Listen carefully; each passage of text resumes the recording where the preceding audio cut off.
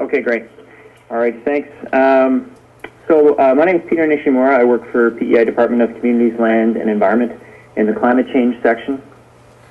I'm not an expert in remote sensing or GIS, so there are other people who are much better to speak about the technical details of the data that I'll describe here today. But I just wanted to describe a little bit of how we've used some of our newly acquired data and some of the benefits we've had and some of the challenges we've experienced as well. So I say new, it's newish. It's our LiDAR we acquired in 2008, and the new coastlines that we've been using in 2010. So I'll just talk a little bit about context here for those of you who aren't familiar with PEI. I'm sure most of you are.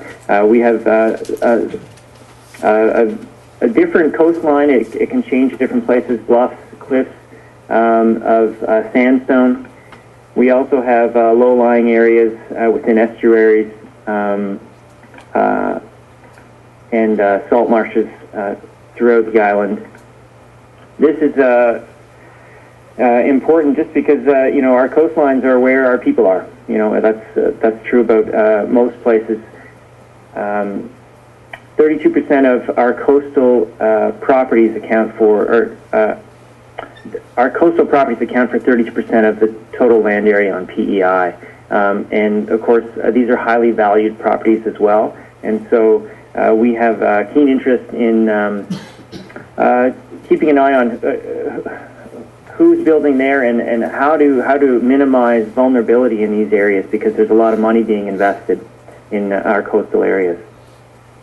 With regard to our legislation, on PEI, we restrict development from watercourses a minimum of 75 feet from the coast or any watercourse on PEI, or 60 times the annual erosion rate.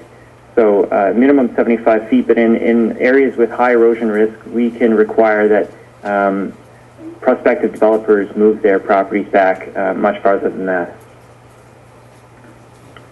Erosion is a problem for us because of the erosive sandstone. For homes, infrastructure, the one on the left there is the gentleman who half of his home was starting to fall off the cliff, and so he had to essentially tear it down. And this is becoming more and more a common scene around PEI. These are situations we're obviously trying to avoid by being smarter about what development we allow and where we put in infrastructure. Island-wide, the average rate of erosion is 28 centimeters a year. And that's not a particularly useful statistic because there are areas around PEI that are much higher than that, well over a meter. I'll just share this. This is a snapshot of Savage Harbor on the north shore of PEI, and just those lines there are the property boundaries. The green line, if you can see it there, is where the coastline was in 1968. So that's about, if you go where the road heads north there and meets the water, that's kind of where it's at its widest, that difference between the 1968 coastline and the 2010. That's about 50 meters. And I kind of like to show this slide because we do have properties that are wholly located in the water. And we have instances where property owners are actually still paying tax on properties like that, which is hard to believe. But of course, if they apply for a change in their status, they can get that money back. I think these individuals are paying $1 a year or something silly. But in any case, these are the situations we're dealing with. This is just a snapshot of what we were using for erosion data. And I don't have a whole lot of information in front of me about how that data was collected. But essentially, these are erosion rates. They're located about 1.5 kilometers apart around the coastline of PEI in feet per year.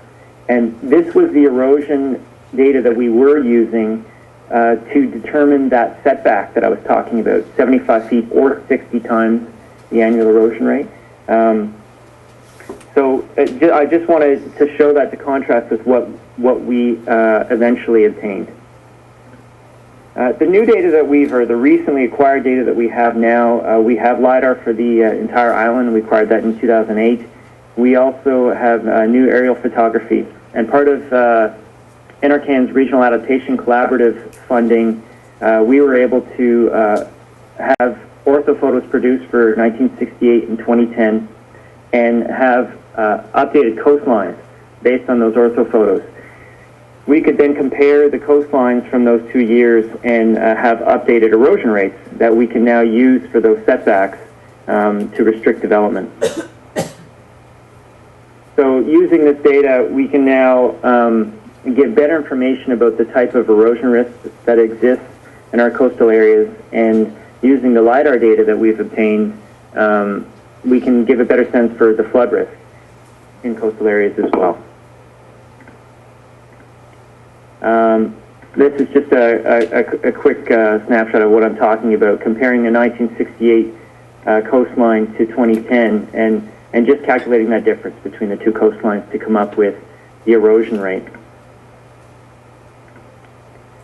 So what we've done is, based on the rate of erosion calculated, we've assigned a risk category, very basic. So anything between 0 and 30 centimeters, we categorize as having low risk, 30 to 90 is moderate, and anything over 90 is high risk. We have, just to compare to that old data, that erosion rate has been calculated for every meter of coastline on PEI, which is really fantastic. I mean, that's a ton of data, and it's a huge difference between having one rate of erosion for every kilometer and a half of coastline. Now we have a rate for every meter. And that's just a snapshot of an internal program we use to calculate the average erosion rate for a selected area. The LiDAR has been very useful, as I said, just in terms of determining flood risk in areas. So we were also, through the RAC funding, able to get new projections for sea level rise and storm surge. So we've used those numbers with our detailed LiDAR data to produce flood risk information for individual properties and larger communities as well. And I can just show you some examples later on in my presentation here. In terms of benefits of the new data, I mean, color photos are great. Shoreline features have changed, and so we have new documentation of those changes. This is Tracadie Bay on the North Shore as well, where a new opening came about, I think, in 2009, so it was good timing there. As I said, we have these revised erosion rates that's now allowed us to assess erosion risk for coastal properties at really an unprecedented level of detail. That's been a huge benefit, but at the same time, as I'll talk about in a minute, it took some work to sort of figure out how to handle all that data and what to do with it, or what not to do with that erosion data.